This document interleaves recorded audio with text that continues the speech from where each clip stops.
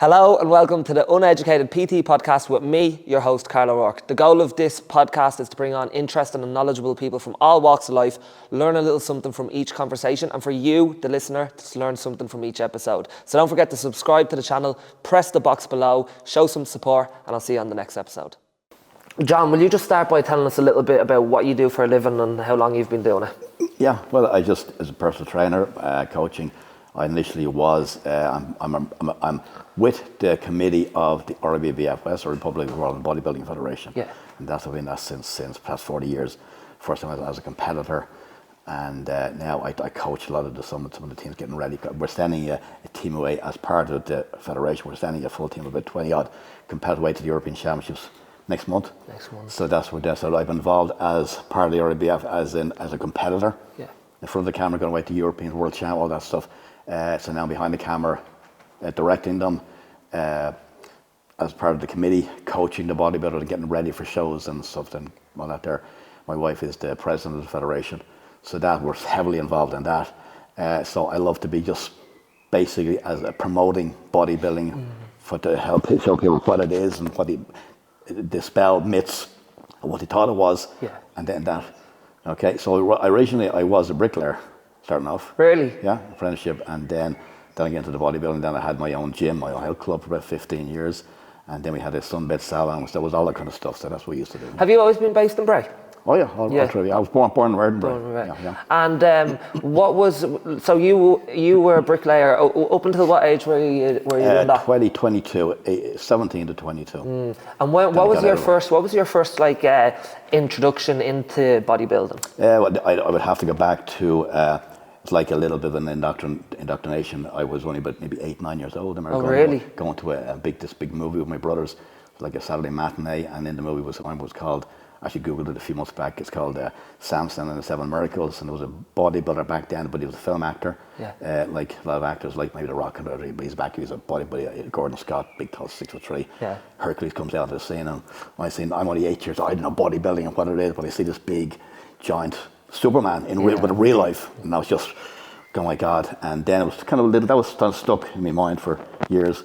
And then probably 14, and then I was kind of actually seeing Steve Reeves at that time as a bodybuilder, whatever, Mr. Universe, and then it was just, but then I had a better inclination of what bodybuilding was, lifting weights and all that kind of stuff, and then it was just, okay, that's what I want to do. So you were almost nearly interested in bodybuilding before you even like experienced what it was to work out in a gym? Oh yeah, because I just seen that, and I was just started sitting out for a bodybuilding course and was training in my bedroom and lifting bricks and bench pressing the bed and all kind of stuff, all kind of stuff, just makeup. I was kind of very kind of improvising. Yeah. And so then I was 16, and then I joined the gym for the first time. And then picking up a barbell, I'd done with real life. That was like discovering Jesus. Probably every athlete in any level, it's like that. Soccer player picks, he's only 10, 6, 7 years, picks a ball up. If dad gives him a ball, and then he thinks he's going to be the next Messi or whatever, next Ronaldo, and just that's a dream. And hopefully they just take it from there onwards. Yeah. Everybody. And what? So essentially, from 16 years of age up until now, in a gym nearly every day of your life. More or less, yeah. As a competitor, and then as a trainer. And what age were you when you first competed? I was 21. I went to compete. I was just coerced into it. I didn't think I was ready. I didn't die doing nothing. And then guys, the owner of the gym said to me, "Look, you should go for it." It was the novice Mr. Ireland, and I gave it, and then I just gave in. Okay, I'll do it. I was shitting my pants, and then I got on stage and went through it, and I won. And you won? Yeah, I won the unanimous decision from all the judges, and I was just kind of first place votes, and then I said, okay, maybe I could do this. And then the following year I went in and I entered the intermediate national champs. I won that, and then the following year a little bit bigger, so on, and then with the actual the real national championships, Mr. Ireland, and I went in, and again I got unanimous decision, won that. And did you have a coach for all this, or were you kind of just yourself? No, back then, no coaches. Really? No internet, no Facebook, no Instagram, no coaches, nothing. But the bodybuilding magazines, go into Easton's and get all the American magazines, the English magazine, pull them over down, go home and just study them, read them twice, 3 times. Here's a question for you. So, what wisdom back then is still relevant today in terms of how you would coach people for bodybuilding? Well, it hasn't changed. It hasn't changed really as much. Obviously, this here is like Star Trek. This is like Star Wars.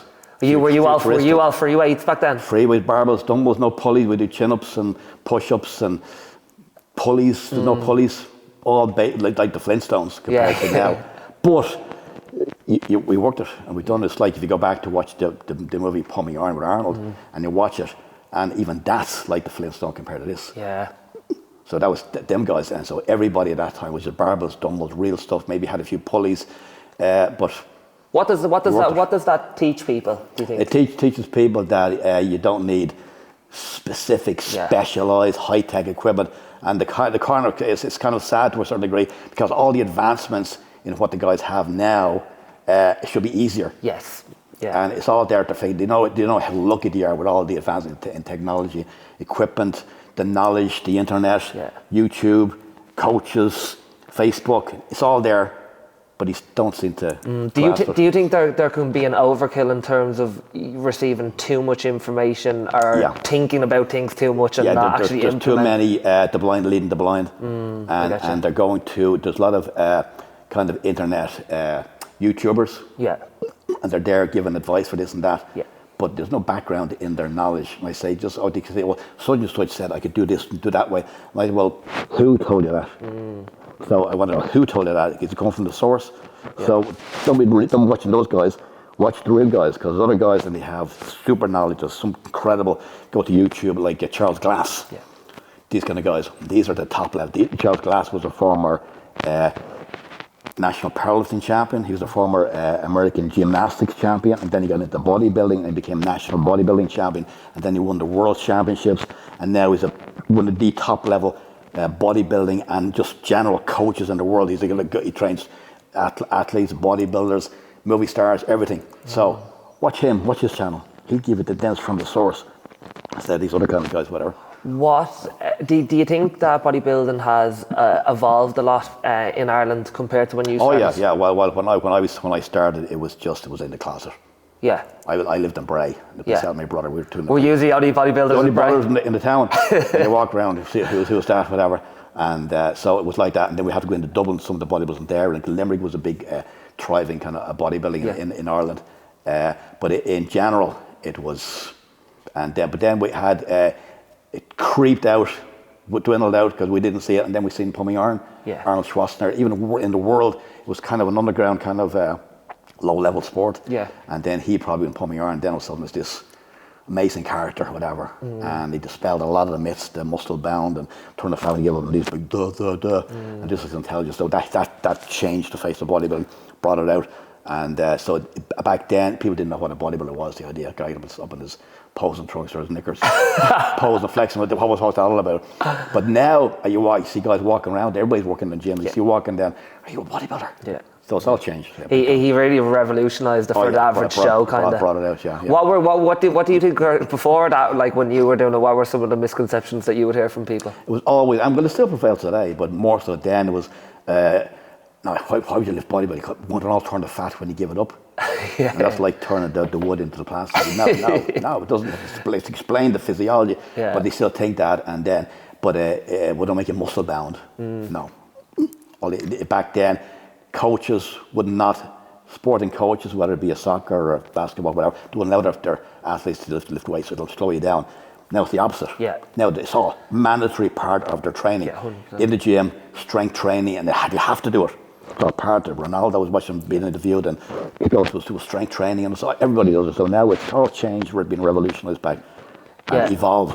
I think people are. It's like the science is catching up to what people were doing before in terms of knowing that muscle. Muscle is going to be beneficial for all aspects, whether it's sport, whether it's health, everything. What they're doing now and realising now what bodybuilders knew. We're doing 70, already. 80 years ago. We knew that. That's what we were doing. It's like the so-called Atkins diet.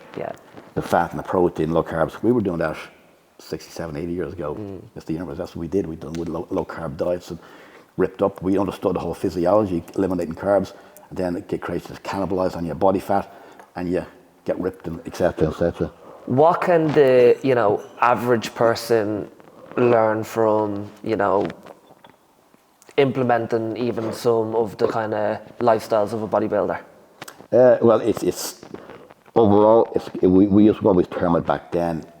Eugene Sandow, which is the Sandow Trophy, the Mr. Olympia Trophy, not Mr. Olympia, but the Sandow, the bronze statue. That's Eugene Sandow. He was a strongman back in the late 19th century, and he was the one who coined the phrase bodybuilding. And he was promoting the lifestyle of bodybuilding, lifting weights, exercising in general, for longevity. Yeah. So it's a lifestyle, but it's called physical culture. Okay? So physical culture basically is bodybuilding. And everybody who works out, goes into a gym, lifts a weight, it's on the umbrella of bodybuilding. So they've evolved to push that. So it's all about just strength and health, slowing down the aging process. And unlike a lot of athletes, when they hit a certain age and they can't do it anymore, but bodybuilders can keep doing that. So we're sending the team away to the European. I went to the Europeans last year, but several times the World Championships, and in those competitions, you will see the over 40s masters, over 50s masters, over 60s, over 65s. And I've seen guys in there, and they're in the 70s competing, lifting weights. It's a lifestyle. And these guys are amazing. You want to see these guys. That's something I think people don't think about when they think about bodybuilding. They think about it from an aesthetic point of view, which is fair, but because that's what you're getting into it for. But then a sprinkle of that health, is strength, your longevity. Exactly. And it is in its own way, and so many physiologists and anybody knows it about it at this stage, where now it's more kind of popular and the more studies into it. If you want to talk the fountain of youth, it is genuinely, because the bodybuilding lifestyle is maintaining muscle, tone, condition, because as we get older, hit 35, 40 is the one, we start losing testosterone, etc. And that's where the metabolic syndrome comes in, your muscle kind of degeneration, and the muscle holds the skeleton frame together. So once the muscle starts to deteriorate, the skeleton, and if you know it, you're 75 and you're like this, on the wrong mistake. But we want to stop that, we want to slow that down. So we want to be, when you're 70, 80, 90 years of age, be able to get out of bed in the morning, tie your shoelaces, go to the shower by yourself and get dressed, all the things, just go for a walk, rather than kind of it really is the only strength. It really is the only anti-aging thing, isn't it? Yeah, strength training. And it's like that, I always say, you cannot cardio yourself into shape. So other people kind of misbelieve and they do what they're doing. Aerobics and aerobics, and it's great, of course we have to do aerobics, cardiovascular, I'm an older guy and I'm 64 years of age, so that plays a big part in my training. I do the weight training because I want to maintain muscle, but then I want to do my cardio, but that's the part. But if you were to pick one or the other, we don't have to choose that, but if you had to choose one or the other, strength training, because that's what will stand to you as you get older. It'll maintain your robustness, your strength, it improves your bone strength, everything else. But a lot of people will just do, okay, see thousands of people on the road running, and you ask them, what do you know? Oh, I'm trying to get into shape, trying to lose weight, etc. That's probably a big misconception in terms of people who don't understand the training of getting into shape. If you're coming in from an aesthetic point of view, like you essentially, there's no getting around it. You're going to get strong, you're going to fit, healthy, and maintain your lifestyle. Get older, stay strong. You stay strong as you get older, and your robustness, and that's. Do you think it's so important? Why do you think people avoid it? Do you think people are just they're anxious, they're intimidated? Why do you think people avoid getting into the weights area when we know that there's so many benefits from even aside from an aesthetic point of view, longevity and so on? The old thing is going to the gym lifting weights is so hard compared to going out for a run or some of the 600. It's kind of an easier type of exercise. Weight training, lifting weights is harder. So that old, what we were talking about a little while ago, it'll all turn the fact when you give it up. It'll make you muscle bound, it'll slow you down, all this stuff. So a lot of people, they want to believe that. So if they can push that, continue it today, and if they convince themselves that's what, then that'll justify them not go to the gym, not lift weights, because if it does, that takes the guilt away. But if they realise, that's all myths, and we can get stronger, get more muscular, toned, build it out there, and get fit and healthy by lifting weights, then it's so hard. It's just, I talk to people, when you go to the gym, start lifting weights, and it's kind of almost kind of shock, panic, because they're going, oh my God, lift, I don't want to do that. Do you think it's they panic because they don't know what they're doing? They don't know what they're doing, so when they go into it, it's like headless chickens walking around the gym. And I mean, like, if you look around at all this equipment and you've never ever stepped inside a gym before, you're, like you said at the start, it's like space. All the tools are there, but you don't have to use them. And then they find it kind of boring, and there's a huge fall off rate in the gyms, because they go into the gyms and they're without any proper instruction, they're trying to do this and do that. Do a bit of, and then they're in the gym for 6 months, a year, or whatever. They get frustrated. They're not making any gains or any kind of progress. Yeah. Then they get bored, pissed off, frustrated, and then they leave. But when they come into a gym and they're shown how to work it properly, and they're shown how the technique and the form, do it right, structural training, structure the whole program, the diet, the nutrition, get it all sorted out, and then all of a sudden they see the same body mass coming down, muscle tones change, they're getting stronger, then they get excited, then they want to do it. Well, that's what I was going to say, like the most motivating factor for people to keep them engaged is probably progress. Progress, yeah. But if they get the progress, other than that, they're walking around and they don't know what they're doing. It's like the guys went into Rob into the Muay Thai there and walked in, they started running around slapping the bag and doing this and that. Rob would have to say to them, look, hold on a sec, you're not going to do anything, just stop, don't touch anything. Come over here and I'll show you how to do this and that, and also at least they're learning to punch and kick and get the foundation. Then they get excited. For now, they're maybe doing competitions and doing fights and all that thing. The excitement, the progress. There's progression throughout that. But if it's instructed and taught, and then they see the results, and then they get excited. So here's a big question then. So let's talk about that. What are some of the common mistakes that you see newbies come into the gym and make when trying to grow muscle? They walk in. There's a lot of guys who are walking in, and they have maybe they're coming with a friend, and the friend has been maybe what he thinks is training for a few months, and he's the expert. He's showing them what to do. See a lot of school kids coming in, and he's the 5 of them around the machine. I've been training for the past 3 months, so come on, I'll show you. And it's the blind leading the blind. Now I would go over and just look how I can correct them. So it's that going on instead of walking into a gym and say, okay, if you walk in a swimming pool, you're not going to jump in the deep end, you'll drown. So or you walk in someplace and nothing's going to happen. So walk in and then get an instructor. Sit down and then explain what you want to do. Because when I had my own gym, I've probably trained several thousand people over the years. So the first thing you do, just like when you're with me, I sit down with them, have a little individual chat. What are you here for? What's your goals? What do you want to do? What do you want to achieve from this? And then he says, I want to get in shape, some bit of body fat. I want to tone up, get stronger, get fitter. Okay, then we know, here's your plan. And I sit down with them and then come in. We're going to train for maybe 3 days a week. To get that done, if that's doable, then we might do it before that. Depends what their level, what they want to achieve, and then. But I have to work around their lifestyle and they were married and they have kids and family and their work. So it's all that. So we see what you can get in, but anybody can fit in 3 days a week. There's no excuse for that. And then see what they want to do. And then you sit down and then we structure their program and their training and all that. So that's what I would have done. All those people. Years ago. So people need to have a goal in place. So you have direction, and then after structured directions. And then after that, it's like, okay, right, we know what you want to achieve. Now it's about following a plan and having progressions in place to do that. Yeah. So it's a plan. It's like going into a jungle without a compass or a map. Just get a plan. What's the struggle? Now you have it in front, and then just learning the basics, the biomechanics and the physiology of how exercise, what happens when you're exercising, and then when you walk in the door of the gym.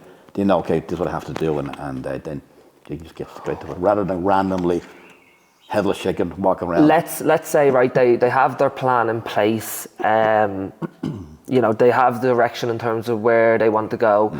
Let's say they want to build muscle, right? But they have a lagging body part that just doesn't seem to grow. What advice would you have for someone in that situation? You have to sit down. Sometimes it's not a stubborn muscle. Sometimes just knowing how to train it right. And some exercise they're doing, maybe it doesn't not hitting it properly. And then you have to prioritize. So some guys, one muscle might respond very, very quickly. Okay, so that's not it. It's going to work anyway. But then another muscle might not respond, because we'll prioritize on that, take it aside, and we specialize on that muscle group, and then see how that responds good. And then it's all about the technique and the form. So you might be doing it wrong, using the wrong type of equipment, whatever. And then we just push it, see where it goes. But it's all you're tweaking things as you go. So you want to make sure, first of all, exercise selection is on point in terms of doing that. But then after that, it's like, okay, prioritize it. What do you mean by prioritize it? Would it be like just increase the frequency of the time to hit that? No, sometimes less. Okay. Sometimes the mistake I make is they're doing, say, maybe a chest. The pecs aren't responding good, so I'll do more. I'll train it twice a week or 3 times a week. But that's sometimes the opposite. They're overtraining the muscle, because when the reason bodybuilders grow, or just reason anybody gains a bit of muscle, even just kind of tone your muscle up, is what we're going into the gym, When you're doing your workout, all you're doing is creating micro trauma, micro bruising, micro tears to the muscle fibers. So you're actually damaging the muscle. Yeah. So we have to go in and hit it hard, like the sprinter versus the marathon runner. See the physiques of Usain Bolt as opposed to Mo Farah. Yeah. So we're sprinters. We have to get in and we have to bang the shit out of the muscle, train it intensely hard, create that micro trauma. So then when you go back and you're resting, now the muscle is resting and it's recuperating, it's recovering and repairing. So it's like if you break a bone, when it resets, usually sets a little harder than it was previously. So it's very unlikely or extremely likely to you to break that bone in the same spot in a lifetime. So muscle is kind of like the same thing. You're creating micro fiber tears to the muscle, you're damaging the muscle. So now when you're feeding all the amino acids, the proteins, you're resting, sleeping at night time, you're releasing testosterone, growth hormone, the muscle is repairing itself.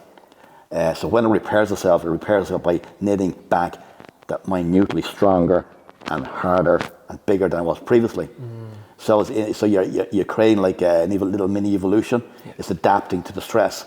So the muscle is in a continuous, constant state of muscular adaptation, adapting, but you never let it adapt, because once it heals, you're back in next week, do it all over again. So you do it once, and you hammer. It's like a little stick of dynamite. Yeah. You can do this all day long, once through 3 times a week.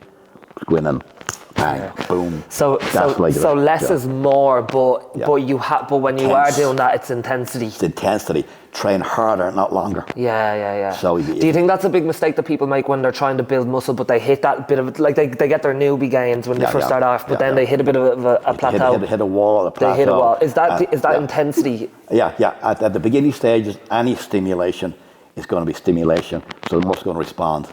So they get a little bit of a kickstart in the first few weeks, months. Yeah. And it'll get to it, but then it'll stagnate. Yeah. Then you have to fiddle it down to specialization, and then you have to get in and you have to intensify it. Guys don't know how to intensify the workouts unless you have somebody who knows how to do it. Yeah. Push. So that'd be like as a boy, you watch bodybuilders training in the gym as opposed to general recreational lifters in the gym. Whole different ball game. Whole different. It's just like any athlete. I would say it's like you go out and there's thousands of people out running. They're just joggers. They love the recreation, they love the feeling. All the little good hormones, the endorphins kick in. They feel great after a run. It's part of their day, and they do that. It's great. Just recreational run. They love it. But then you have another guy's out beside him, and he's decided, I'm going to train for the Dublin Mini Marathon. Yeah. His level of mentality is going to step it up a little bit. He's going to train a little harder, a little different. Then another guy who's actually won it, he's getting ready for the National Marathon Championships. He's on a different level. Intensity, training, so on, recovery, he's a bit more potential with recovery. So now he's like an athlete, marathon runner. Then the guy who's actually won the national marathon, he's a national champion. He's on a different level. He's getting ready for the World Championships, or he's been selected to compete at the Olympics. He's qualified for the Olympics. Now he's different level. So his intensity level is on a different level, whole different level. And that's what it's like when you're working at it. So it's just, but anybody who's in the gym, we're not trying to be Mr. Universe. Yeah. They're just trying to get into great shape. But just to get into great shape, that's hard work. Yeah. So you have to double level of intensity just to get into shape. The biggest mistake people can do is to come in, I don't want to get too big.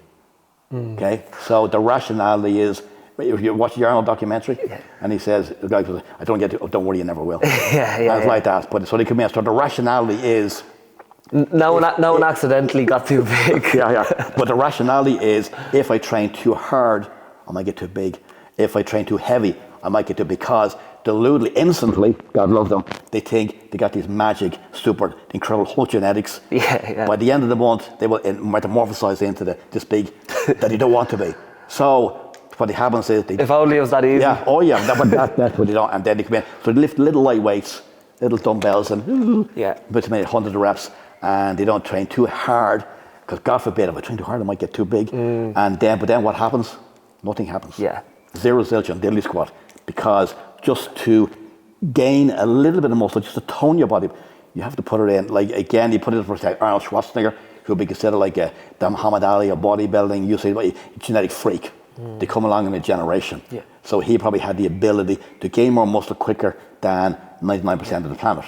But in his own words, we all seen him when he was at his peak, this big Mr. Olympia. But he trained about five hours a day, 6 days a week, and it took him about 10 years to look like it. Yeah. So us mere mortals, It's not going to happen. what's going to happen? Yeah. So I would say, everybody, if you get into the gym, there's your rationale. Get into the gym, lift as heavy under supervision, warm up, and then once you know what you're doing, so get the basics out of the way, crawl before you walk, now you're running. So train as heavy and as hard as you possibly can, consistently, 3-4 times a week. Get in, whatever. And if you have just average nice genetics, you'll actually tone your body up. Yeah. Do you think that intensity is something that you get better at along the way? Yeah, you have to learn it. Yeah. When you're learning it, the most important muscle in your body is up here. Yeah. You can have Arnold Schwarzenegger genetics, physiological genetics, but if you don't have the mentality to push through, there's nothing that's going to happen. But if you have the brain power, that it's all these D words, the desire, as in you want it, okay? How badly you want desire, discipline, determination, dedication, drive, that do or die attitude, to push it, and it's all up here. That'll do whatever this tells it to do, but this has to what, and this knows how to do it. Because I find when I'm in the middle of a set, like I might do a set and it might be, a heavy set, and then I'll finish it, and then I during the time I'm like, oh yeah, this is me pushing intensity and this feels difficult, and then I'll get out of the set and then my brain will be like, you little bitch, you probably had 2 or 3 left in the tank. So everybody's saying, so it's learning that kind of the lactic acid bit burns in, and then people at the beginning stage particularly, lactic acid builds in, the muscle feels like it's burning. Straight away the mind says, oh, put it down. Yeah. And then there's another kind, it's called the Golgi tendon organ. Okay, what that is, it's like a switch off button. Yeah. Evolutionary, it's part of the muscles, and you can actually Google it.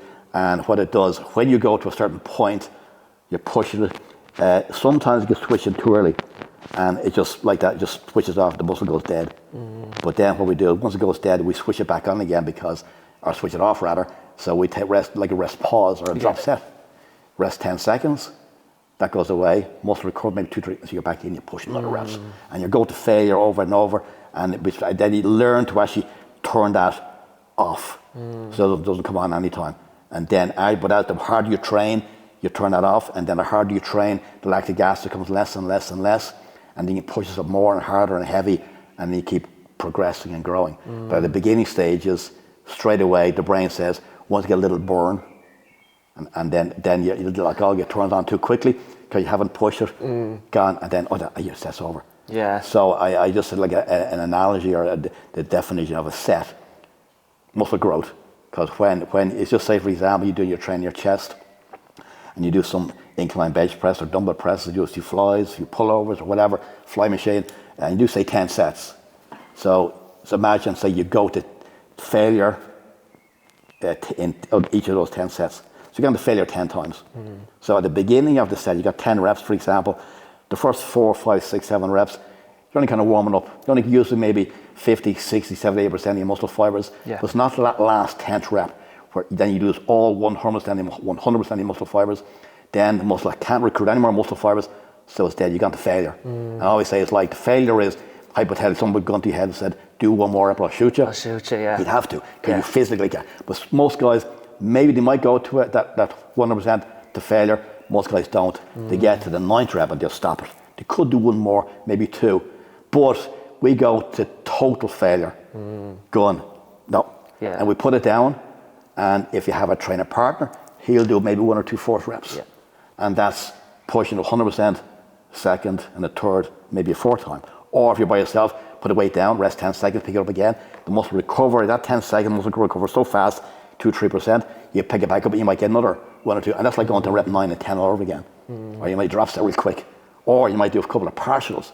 So you go into rest pause, failure again, drop set, failure again, a couple of partials, failure. So at your 1 set, instead of getting 1 rep at 100%, you've got maybe that 2, 3, 4, 5 times. So now when you do your 10 sets, instead of getting 10 reps at 100, now you've got maybe 50 reps at 100%. Yeah. Okay? Now we're really causing micro trauma to the muscle fiber, damaging it. Now we're giving you something really to repair to, to grow to, and that's a bodybuilding. Yeah, because it's not going to grow unless it gets to that stage where you're just off failure. We're only tapping it, the dynamite, we're only tapping it. having bags. So that's why bodybuilders, or even just someone just getting into shape, because we're talking about tone. Tone is, you see anybody, a guy or a woman, or anybody, you say, oh, they're really toned. Yeah. They're really toned because they have a little curve here. Like this, instead of this, they have this thing going on. Yeah. It doesn't have to be like big glass, but just that little V shape. The glutes for a woman, it's nice, round and full, curved. So, and the quad, maybe a nice little sweep to the quad, to kind of curve to the hamstring, where it ties into the glutes. You're creating sculpting shape and tone. That's the toned look. But in order to get that toned look, the muscle has to create a curve. Yeah. So in order to get that curve, it has to get bigger. Yeah. Okay? Your biceps is straight, and when there's the belly of the muscle right in the middle, quad, the belly is right here. So you create a curve, and that creates that toned shape. So the reason anybody looks toned is because they have beautiful, toned, curve-shaped muscle. Yeah. Bigger muscle. That's where a lot of the general population made the mistake of thinking, oh, if I pick up weight, I'm going to be bulky, but I just want to get toned. But what you're actually saying is, I want to get toned means I want to build muscle, so I need to lift them weights. That's it, yeah. So just a little bit of muscle. Yeah. And if you gain maybe 1 or 2 kilos, and then you have the metabolism. Muscle is metabolic, so increase, that's the flow. Short term, when you're doing kind of aerobics type exercise, you burn twice as many calories in an aerobics workout that you would in a weight training. But the calorie metabolism goes up, but only goes up for as long as you're doing the exercise. Yeah. When you stop the aerobic session, within 30, 40 minutes, an hour, goes back to normal, baseline goes normal. But when you lift weights, you build a bit of muscle, stick maybe a kilo, maybe a couple of kilos of muscle onto your body over a period of time, that'll raise your metabolism maybe 3, 4, 5%. Now it's permanently raised. So for the example to explain that is, you have maybe a big Mr. Universe type physique. Arnold, they're maybe weighing 120, 130 kilos. When they're just lying in bed at night, burning more snowing the head off, they're burning more calories Yeah. than average person walking around in a 24-hour period. Yeah. Because there's so much more muscle loss. So you increase the muscle, you might increase your metabolism, you burn more calories. Just sitting here, get more muscle than the average person, you're burning more calories. And body fat comes down. Yeah, you're just improving your overall shape as well, which your overall is shape, you're losing want. body fat, muscle increases, so on, and the more muscle you put on, the metabolism stays up, lower body fat, etc. I have a question. So, like, obviously, then when you're getting someone ready for a competition and so on and so forth, you're getting them down to lean levels of body fat. Let's say someone doesn't really do well in a competition. Can it be because that they haven't put enough work in the off season in terms of building enough muscle? Does that happen? Yeah. It's any athlete at any kind of level, particularly when you get to the competition level, now you're an extreme athlete. Yeah. So me as a competitive bodybuilder, I would be anybody's at that level, you're an extreme bodybuilder. It's a whole different level. So when I would come back from a world championship, I'd probably take maybe a week off. Yeah. Just chill out at times. I'm just gonna relax, forget about bodybuilding. I'll do it for so long and getting ready 60 weeks of cardio and prep and train 3, 4, 5 hours a day, double cardio session, all that. Takes over your life. Oh yeah. So now those months, but before that I'm prepping as well. So I take a week off, I'm back in the gym a week later, I'm getting ready for the next year's World Championships. So it's 11 months and 3 weeks I'm getting ready for the next one. Now I'm going back to scoreboard. So off season is growing season. Yeah. So the on season for me or any bodybuilder at that level is 3, 4 months out. Yeah. Then you increase your cardio. Then you start going on a low carb diet and you're kind of losing the calories down to lose the body fat, get ripped for competition. We're bringing our body fat down to the low single digits. Yeah. Okay. Now the average adult male is probably maybe 12, 15%. Average woman is 50 to 20, 25% thereabouts. That's normal. We're bringing our body fat right down to low single digits, but it's only temporary for that kind of competition. But as soon as it's finished, I'm back in the gym again. So as a competitive bodybuilder, I've stood on the stage with like 60 odd competitors in a big lineup on stage, and each one of them is a national champion, like me, from their own country. So they have the same mindset as me. So when I'm off season, getting ready for next year, I can't slack because I have to know. Because every one of them is probably, well, you can bet on it. They're training like a crazy person for the next year's world, and as hard as me. But I have to know that they're not training harder than me. And without being arrogant, they're not. Can't be. It's impossible for anybody like that to be training harder than me because I'm putting so much intensity. But it's off season. Yeah. So the whole program process right through the whole year. There's no off season. Off season is just I'm just getting bigger. Back to a new game plan, and then on season I come to the deadline point, maybe 60 weeks out would be normally for me, and then I have to make a limited weight class, and then to make sure I'm ripped and shredded.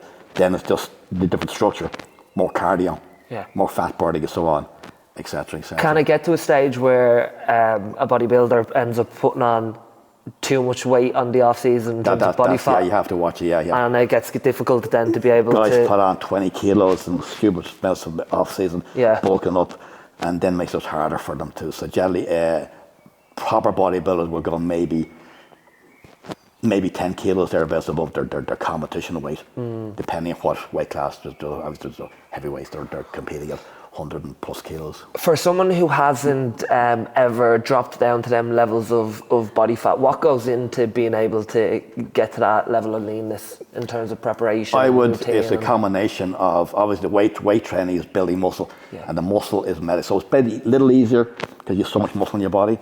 So your muscle will respond better. Your body will respond better to any kind of exercise because your metabolism is more efficient. Your metabolism is like it's a natural, like a racehorse. It's that way, too much muscle. So all you do then at that point is the diet, nutrition. But if I would rather do a lot of cardio, I would do sometimes double cardio, an hour and twice a day, all that kind of stuff. But it's the best time to do. It's not about how much cardio you do sometimes, it's when you do it.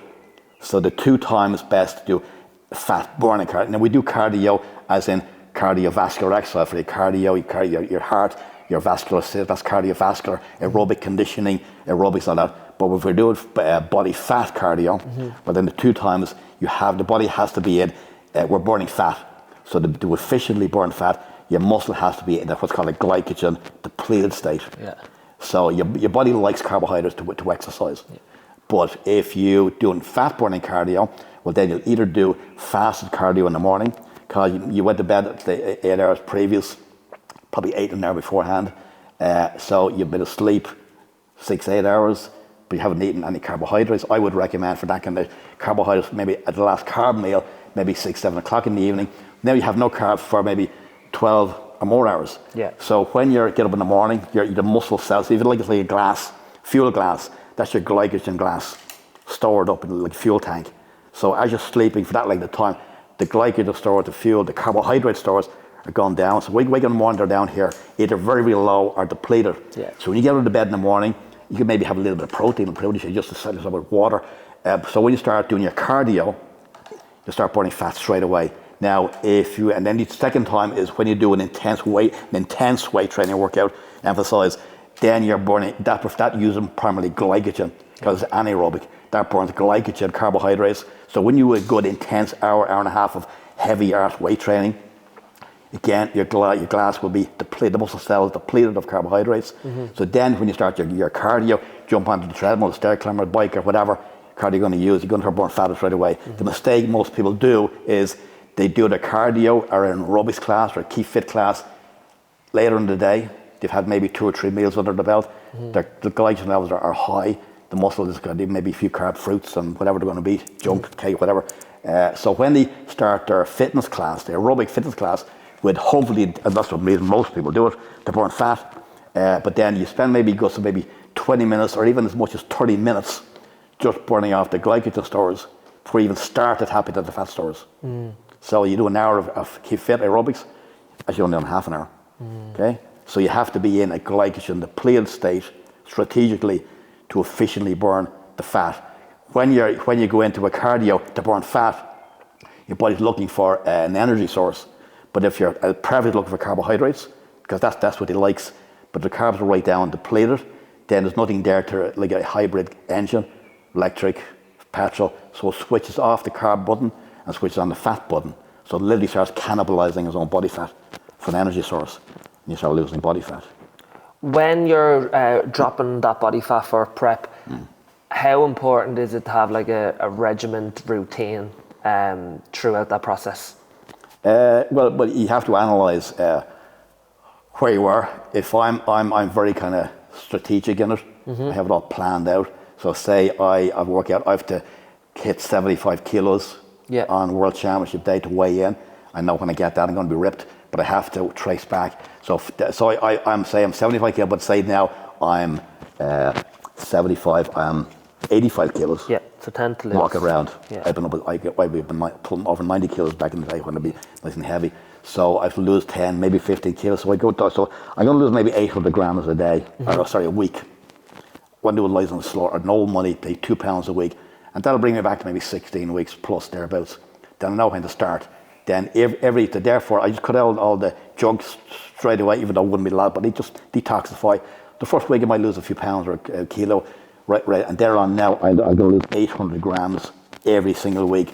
So Sunday to Wednesday, I have to be down 400 grams. And I weigh myself every single morning, about a gram a day. I get up in the morning, I look inside the mirror, do a little pinch test, see where I am, weigh myself. And if I have to lose, say, come Wednesday, I should have lost maybe 400 grams, but I'm then maybe 200 grams. I'm behind. That means I have to do an extra 20 minutes or half an hour on the cardio. What about meals? Are your meals free precision? Yeah. Yeah, same thing. I make a little decision. Okay, I'm a little behind, so I'll take another 20, 30 grams of carbs off my day. Yeah. If I'm to Wednesday, I'm down 400 grams. I should be, but I'm 600 grams or 500 grams. That's too much. Yeah.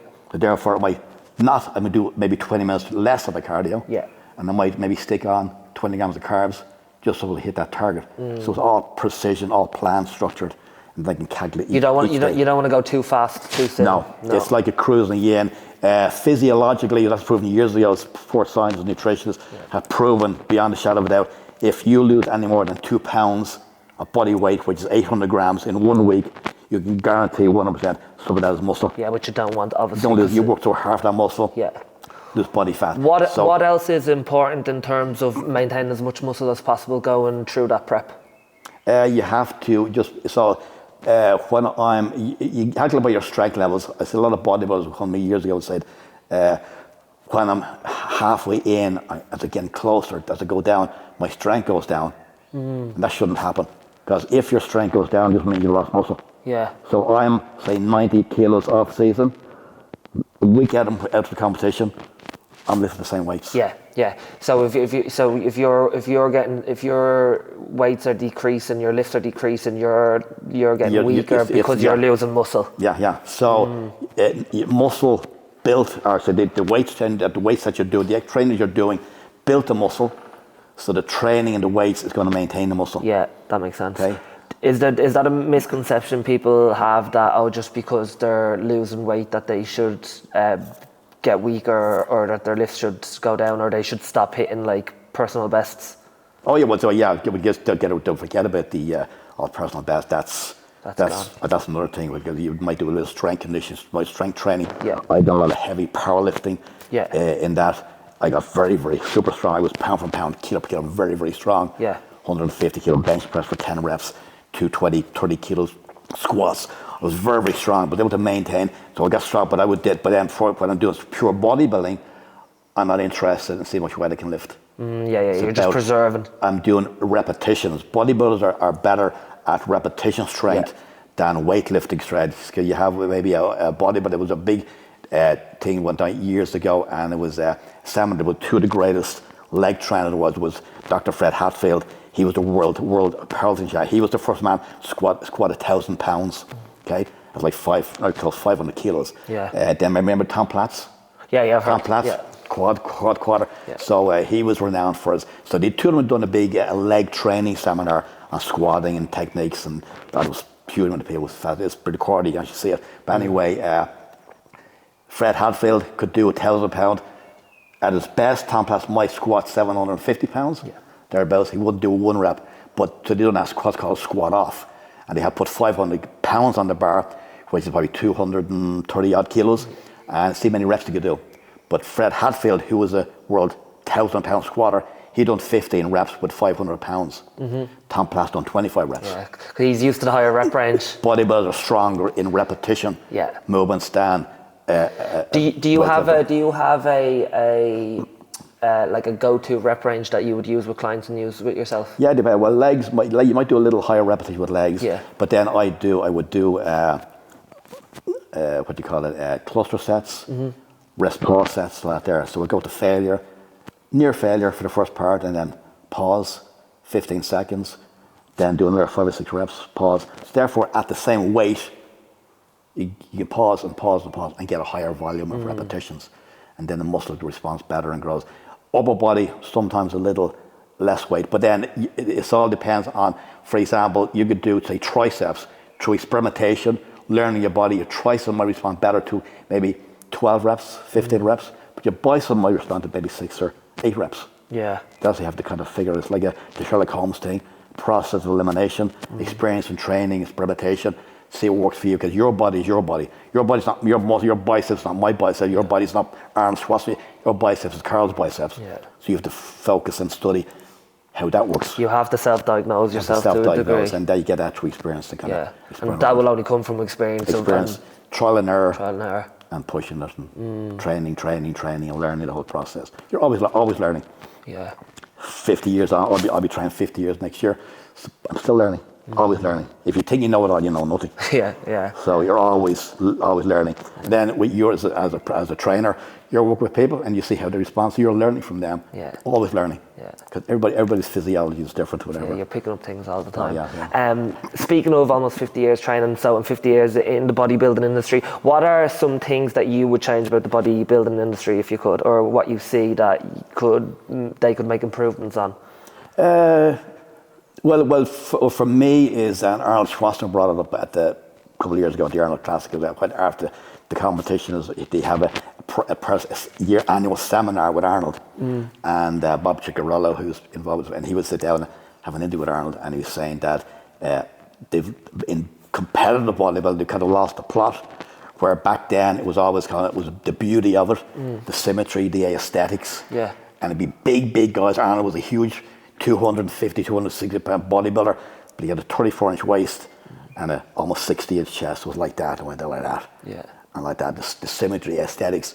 Now they've kind of got heavier, haven't got better, they're more kind of square looking. Yeah. So they've lost the kind of, they've forsaken the beauty and the aesthetics and the symmetry for just pure muscle mass. Pure size, yeah. Yeah, and for me, it's, he said the same thing, a lot of people are kind of still agree with it, that it's kind of more kind of mass, quantity over quality. But that's just in the competitive end. But the beauty, the better thing is the positive. In general, now people have accepted bodybuilding, and now you walk around the street, you see guys, shaped girls working out. That's great. See the women working out with the weights. Yeah. Huge. Yeah. And so that's all positive. That's better, improved. And the whole idea, there's so many people doing it now. There's millions of people in the gyms working out. So it's a big culture, it's exploded. And because it's so popularized now, there's so many people doing it and so many young people doing it. Like, what advice or wisdom would you pass down to any of the younger generation who want to, aspire to get as much as they can out of bodybuilding? Yeah, I just think about the future. It's kind of it's a longevity, it's a lifestyle, and if you're in it for the long haul. Life. Don't do it. Just get in and just mess around in the gym. And everybody knows somebody who used to be a bodybuilder, training in their bedroom. And they were this, but the word bodybuilding is kind of bantered around. So there's difference between guys who just train their bedroom or train in the back garden, whatever, and they do it now, and then they get. And then of course he used to be a bodybuilder. He gave it up, and now he's all fat. He was never a bodybuilder. He was a fat guy who just lifted a few weights. Okay, so it's all that. Everybody knows a body. I know some. He used to be a bodybuilder, and he gave it up, and all blah blah blah. So real bodybuilders don't give it up. They don't give it up. It's part of your life. 50 years on. Yeah. Still done to maintain. So you don't. Yeah, when you get like that, you're not going to. Why would you want to give it up? Yeah. So it's a lifestyle. So when you start off at a young age, get into it. Get in structure. Structure your training. Don't let them say the blind lead the blind. Go to the source, get to see someone, first of all, who knows what they're doing, and they can instruct you and supervise you and structure your training plan and give you a diet program to follow and the technique and so on, and then start off, hit the ground running. I've made every single mistake that you can think of. I made at the beginning stage because I've nobody to tell. I overtrained. In my enthusiasm, I overtrained. Yeah. Couldn't get me out of the gym. Yeah. I wanted to train. I thought the more I trained, the bigger I get, but it wasn't the case. It was the opposite. I just had to learn how to train and then train harder And the harder you train, you're not able to train long. So you had to learn all that. Well, that was the last question I was going to ask you. I was going to say, if you could do it all over again, what's one thing you would do differently or do more of?